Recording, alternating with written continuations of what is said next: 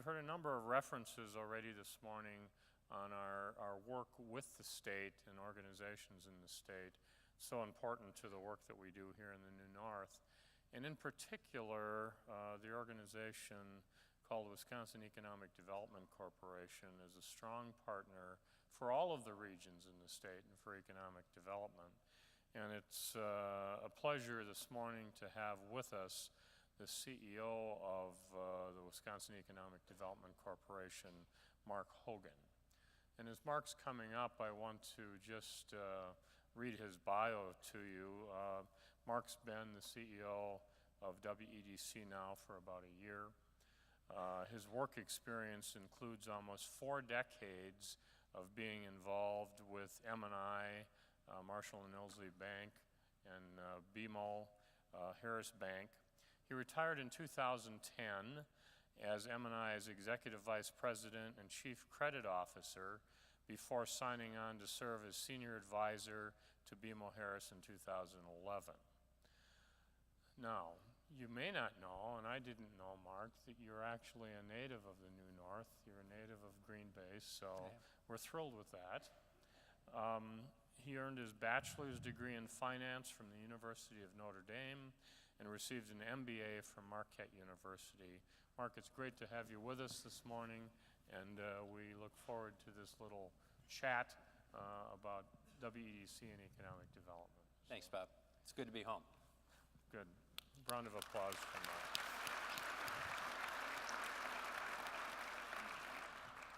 So, in this kind of casual interview format, we prepared a few questions for Mark, and maybe that'll spawn some other ideas as we go through this. You know, you've enjoyed a long and successful career in banking, and now that you've finished your first year as CEO of WEDC, how did your experience in banking prepare you for the challenges that you face with the Wisconsin Economic Development Corporation? Well, thanks, Bob, and thanks, Jerry and New North, for having us here today. Obviously, Governor Walker sends his well wishes as well. You know, when I look back on it about a year ago when the governor asked me to take this on, I just viewed it as a privilege to be able to serve the state. And when I look at the job that I had, at that time, I would get the comment, congratulations and my condolences. And, but you know, I think we've moved through that. And, you know, I often say that about 2/3 of what I do right now, I can apply my prior experience, having dealt with businesses and decision makers in businesses of trying to help them build their companies and do things. And we do things very similarly within WEDC. Not all of our programs are directed at that, but a lot of that is the case.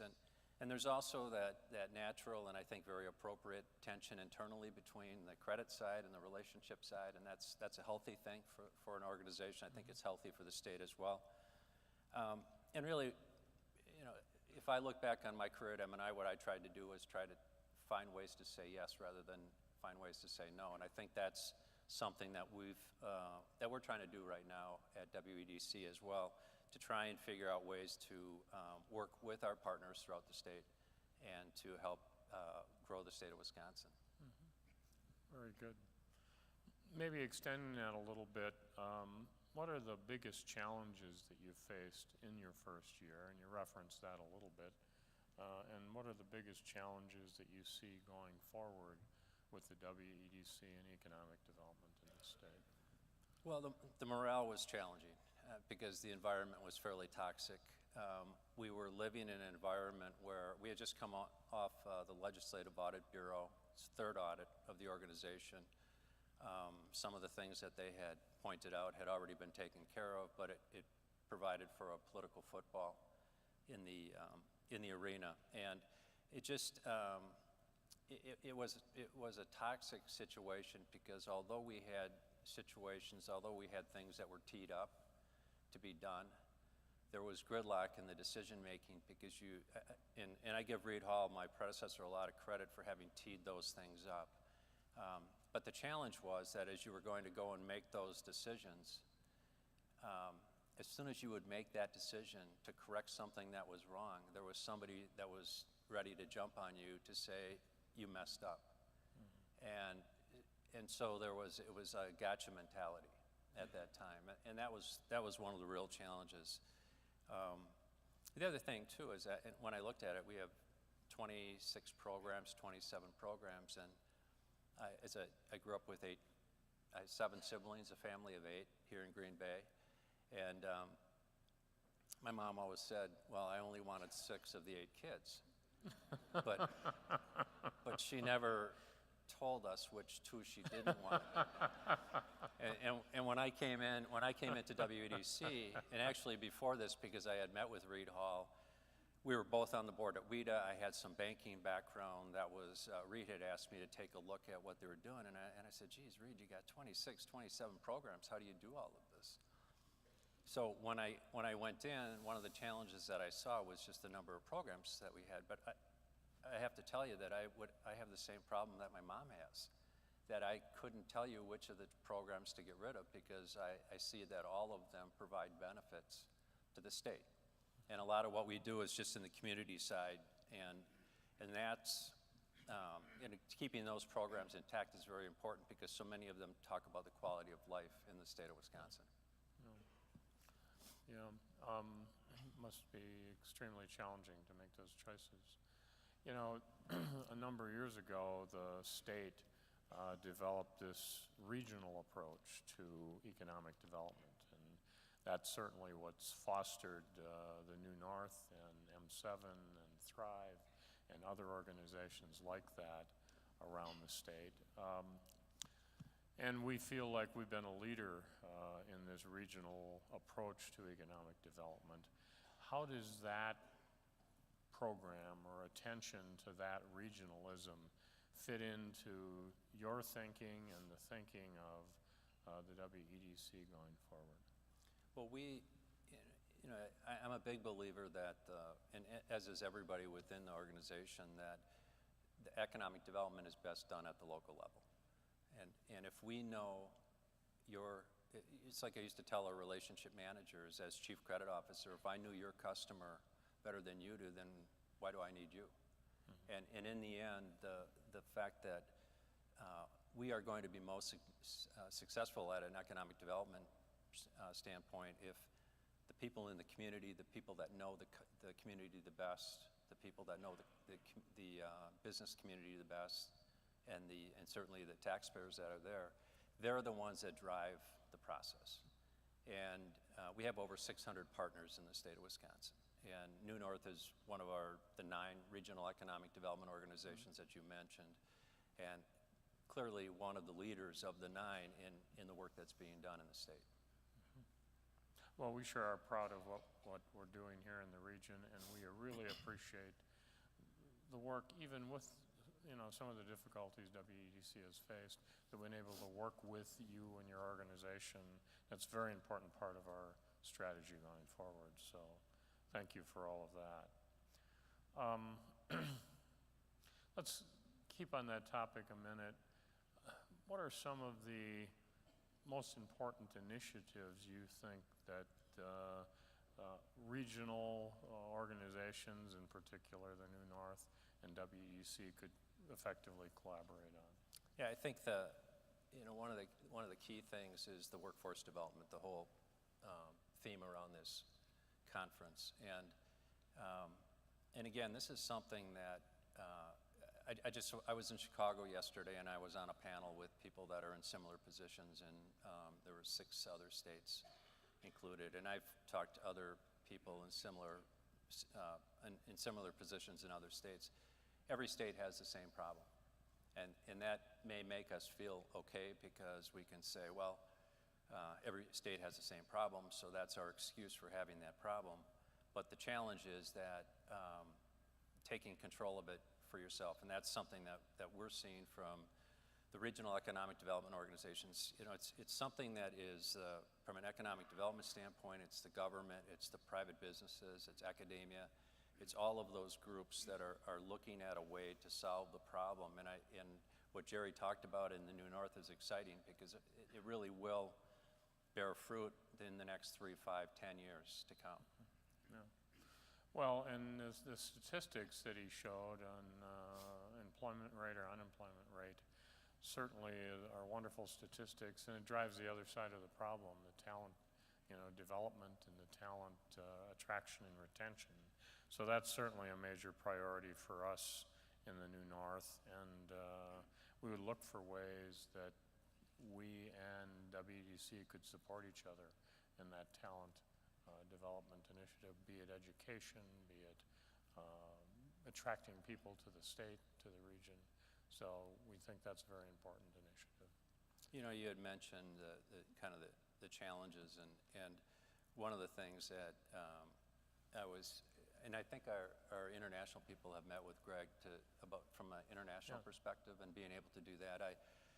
The 2 weeks, 12 days before Thanksgiving, not the 12 days before Christmas, but the 12 days before Thanksgiving, I was in India, and it was not on my bucket list of things to do. But I will tell you, I walked away absolutely fascinated with that country from a cultural standpoint, from an opportunity standpoint, and trying to find ways that we're going to be able to take the opportunities that are there within India, and what I'd like to be able to do is work with our corporations that have investments in India and try and figure out ways that we can use the supply chain that feed into them here in the state of Wisconsin to introduce them to opportunities in India.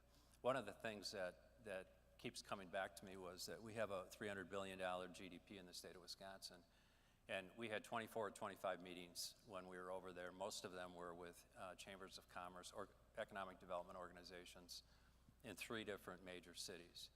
And when I made that comment about $300 billion, somebody said, you know, you could double that in the next 5 to 7 years if you would just focus on India. And I'm not sure that the math is exactly correct, but I will tell you, I think that's the opportunity. They have what they call Make in India. We have what we call, one of our programs is Made in Wisconsin, where companies can brand themselves by using a logo that WEDC authorizes. But their Make in India, their whole thing is that they have a $1.2 billion or 1.2 billion population, but they don't have an infrastructure to support it, and they need help. And that help will have a tail on it that'll last forever. And if now is the time for companies in the state of Wisconsin to get comfortable with what we're doing from an export standpoint. And I know Buckley Brinkman is here in WMEP and the Export Tech program. I mean, these are the types of things that we can do through Export Tech to help companies get comfortable with that, because India is a real opportunity for the state of Wisconsin. Very interesting, very interesting. Maybe just one last question. I don't know if any of you saw the article that appeared in one of the state journals, but it was quite a nice article on interviewing Mark and his first year. And I picked some things out of there that had some personal characteristics, Mark, of yours, and they were things like your stabilizing presence, your temperament, your discipline, your sense of rigor, and the ability that you have that gives people accessibility to you are the keys to your effectiveness. And would you comment on those factors and how you feel about them and dealing with the issues that you faced in the first year? No. I showed the article to my mother, and she said, "Well, who's this other guy that they're talking about?" No, it was, but you know, a couple of things. One is they were very complimentary, by the way. One of the things that you know, I'm not a yeller, I'm not a screamer. I've always felt that that's not the way that you solve problems. I coached my kids in basketball and volleyball in grade school, and people would say, "Why don't you get upset with them?" And I just said, "Oh, you know, you're going to yell at a kid on a court. What are they going to do? They're going to turn around and look at you, and then something happens that you didn't want to happen." So, I really one of the things that I learned at M&I was you elevate bad news. That's what you do. You talk about it, because if you talk about bad news, when it happens, the solutions come quicker because time is never your friend when you have a tough situation, and certainly we did in the last 3 years at M&I. But it was always an environment where I felt very comfortable walking into our CEO's office or our chairman's office and saying, we have this problem, and we need to be able to do that. And, you know, I'm a golden rule kind of guy. I just feel like treat people the way you want to be treated. When we started at WEDC a year ago, the one thing I noticed was really the strength of the team. And I had been told this by Governor Walker, by people in the administration that worked closely with WEDC. And then the first week I was there, I had 3 people leave on me, and I wanted to know about the strength and the commitment, and they said, oh yeah, they're committed. And I had CFO, our credit person, and our HR person all leave in the first week, and I thought, okay, but this is an opportunity, because what I do is I talk about the importance of your commitment to public service. And so when I've gone and as we bring people into the organization, it's really important that we acknowledge that those people are making commitments to the state of Wisconsin. And it's important that we acknowledge and thank them, whether it's at the local level or it's at the state level or at the federal level. That's very important. And the other thing that we talked about was the whole concept of continuous process improvement.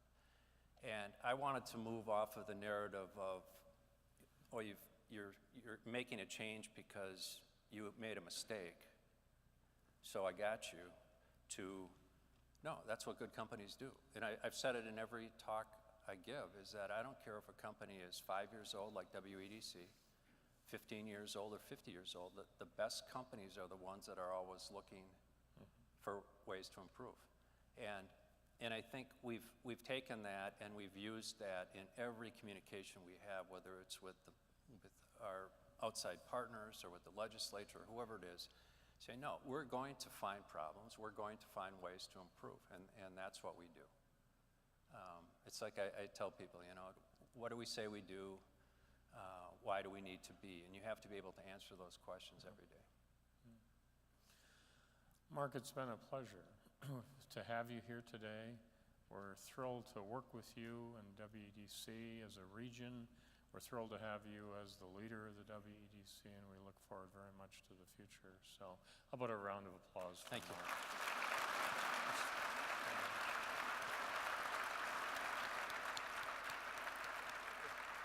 So, If I could, Bob, just to acknowledge, I think we have 4 of our team members here. John Bartz, Nalita Burr, Kelly Armstrong, and Brad Schneider. I think they were on the list, so hopefully they're here. I see a couple of them here. But they are what drives what we do at WEDC, and we have just over 100 people there. And again, it's a privilege to be able to serve them in the state. Thank you again. thank you.